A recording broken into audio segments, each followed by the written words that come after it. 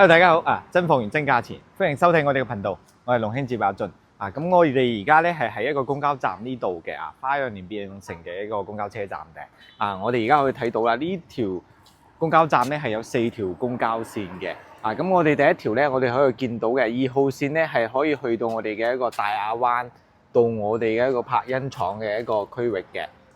呢條公交線去邊度都比較方便。咁仲有我哋嘅一個10號線啦，10號線咧可以去到我哋嘅天虹大潤發或者三和醫院即係區政府嗰個區域，然之後再到我哋嘅一個碧桂園三和城嗰度嘅同埋我哋嘅3個1呢條線咧就主要係同高鐵同埋個機場嗰一條比較長嘅一個路線嘅。咁我哋嘅6A 線咧就係去到我哋嘅行政服務中心啦，即係前邊嘅一個政府過戶嘅一個單位或者辦其他手續嘅。咁我哋而家可以講翻我哋呢個樓盤啦。碧茵城之前同大家介紹過啦，除咗我哋而家見得到嘅一個交通上係比較方便嘅，同埋我哋見到啦，我哋而家企喺嘅係1期、2期、3期呢個組團嘅一個商鋪嘅外邊呢條係永興路嘅一個主幹道啦。主幹道嘅方向咧，即係我哋嘅反方向咧，係去到我哋嘅老城區嘅橋背市場橋背市場係淡水最大嘅一個綜合市場嘅。咁我哋講翻我哋而家鋪頭呢一度啦。出邊咧可以見到啲麵館、麻辣燙、蛋糕店都係開齊嘅。咁1、2、3期主要係咩為主咧？係一種小食快餐嘅一個主食為主嘅，同埋一個超市咧就係我哋呢個隔離啦，就係我哋呢個欣豐超市鏡頭可以睇得到欣豐超市咧係屬於一個比較中大型嘅一個商業超市嚟嘅，90%嘅群體咧都係喺度消費嘅，附近啲村民或者呢度啲用戶咧都係嚟呢個超市度消費嘅同埋我哋頭先可以見到都係比較多一啲小販自己攞出嚟啲衫或者啲蔬菜都可以喺周邊度擺嘅，都有人賣嘅。咁你講翻啦，而家鏡頭我哋可以睇到啦，而家我哋到咗我哋一個1、2、3期呢個門嘅一個主大門，大家可以見得到嘅小區嘅綠化咧，單從外面已經睇得出咧係唔簡單嘅佢嘅綠化率咧係超過35%嘅。咁我哋而家講咗咁耐啦，佢嘅1、2、3期係有地面嘅一個停車場嘅人車係分流嘅。咁我哋除咗我哋講嘅呢個鋪頭開源之外咧，最直接簡單咧就係我哋好多香港朋友比較關注嘅返香港嘅呢個問題嘅。咁我哋正前方呢一邊咧係有一個惠陽汽車站嘅，我哋鏡頭可以對住睇一睇嘅。咁呢個惠陽汽車站咧係每大概半個鐘咧就會有一班車，45蚊人民幣就可以直達羅湖嘅一個關口嗰度嘅所以我哋返香港或者香港返嚟呢度都係好方便嘅每日早上6點半開始就有呢個班次嘅所以唔使擔心話冇車或者冇時間去坐呢啲嘢，而且係直達嘅，都唔使轉彎係嘛？行過去大家可以見到嗰個距離300米嘅距離都唔使如果唔想行路好簡單，就我哋頭先嗰個公交車站咧坐2蚊雞嘅公交到對面都係好簡單嘅。咁我哋除咗公交車站之外咧，我哋講咗咁耐咧，咁我哋可以再睇下我哋離我哋呢度唔係好遠嘅一個酒店，我哋可以睇得到嘅嗰間寫字樓酒店咧，佢樓下咧就係我哋頭先講嘅一個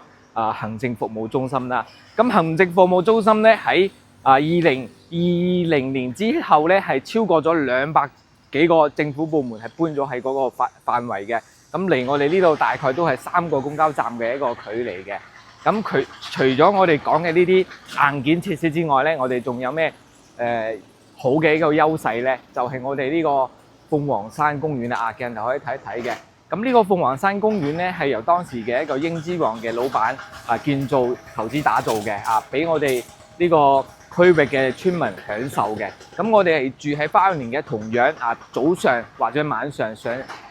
休閒散步咧，我哋都可以去到呢個鳳凰山公園嘅。咁鳳凰山公園樓下咧都有好幾間嗰啲客家嘅嗰啲農莊嘅。如果想食客家菜或者想享受嗰啲農莊田園嘅生活嘅，我哋都可以去到嗰一邊感受嘅。咁講咗咁耐咧，我哋今日睇嘅係咩單位咧？就係我哋一個2期嘅一個1房嘅一個產品咁我哋而家跟住鏡頭入去睇一睇呢個情況。門口入嚟咧就係我哋身後邊見得到嘅一個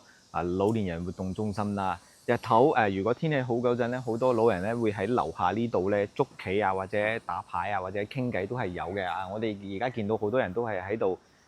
娛樂嘅。咁我哋除咗呢個活動中心咧，我哋而家鏡頭可以聽得到嘅。如果認真聽咧，都聽得到而家夏天嘅一啲蟬叫聲嘅。證明呢度嘅一個綠化環境咧，保養相對都係比較貼近生活嘅。而家喺呢種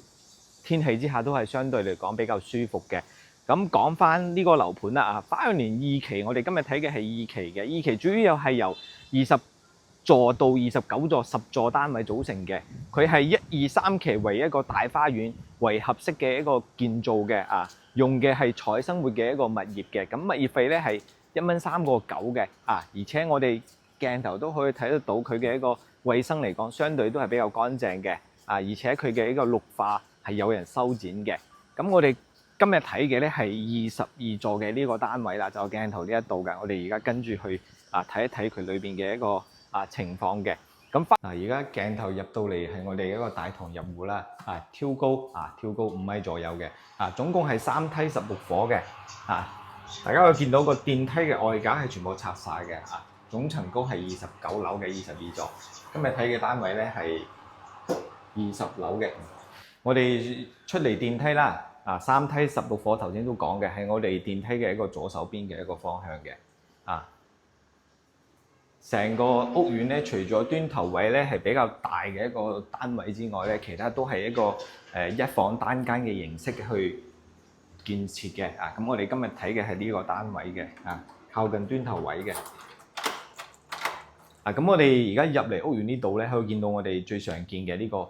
16.4個平方嘅一個客廳嘅，梳化、餐台呢啲全部佢配有嘅，同埋放咗個冰箱，同埋佢呢度咧係有一個生活陽台嘅。咁生活陽台咧放咗洗衣機，同埋我哋都可以見得到嘅，呢度係有天然氣嘅，所以呢個屋苑咧佢係一個住宅嚟嘅，唔係一個公寓。咁我哋再行，我哋睇一睇佢嘅一個廚房嘅。廚房咧大概係有2.3個平方米嘅，我哋見到係 L 型嘅。啱啱冇可以容納一個人喺度煮飯，其實都係冇問題嘅。包括我哋頭先講嘅一個天然氣管道，佢都係有嘅。咁我哋再睇下佢嘅一個廁所廁所咧大概係有2.5個平方米嘅，空間唔大，但係已經係夠用嘅。我企入嚟都唔會顯得好逼嘅。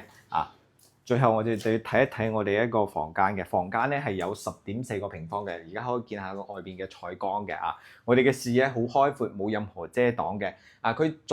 左前方咧係我哋嘅一個惠陽汽車站，直接就睇得到嘅。同埋我哋右手邊咧可以睇得到我哋一個鳳凰山嘅。頭先講嘅呢個鳳凰山唔係好高基本上10零分鐘就可以行上去嘅而且可以睇半個淡水嘅一個風景嘅。咁講咗咁耐咧，我哋今日呢套房咧同大家總結一下，佢係一個41平方，而家業主咧係17萬就可以出嘅。咁我哋優缺點同大家講下。咁優點咧好明顯咧，花園咧佢係交通方便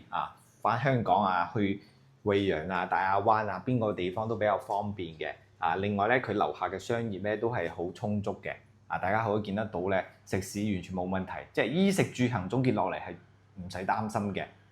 咁缺點都同大家講一講，就係而家業主咧，因為佢屋苑之前係出租嘅，而家係用唔着呢套屋苑要賣啦，所以攞出嚟急售嘅。咁佢嘅缺點咧就係我哋要翻新一下，如果有興趣嘅，隨時可以聯繫我哋嘅 WhatsApp 嘅。咁關注我，帶你睇盡惠州靚房。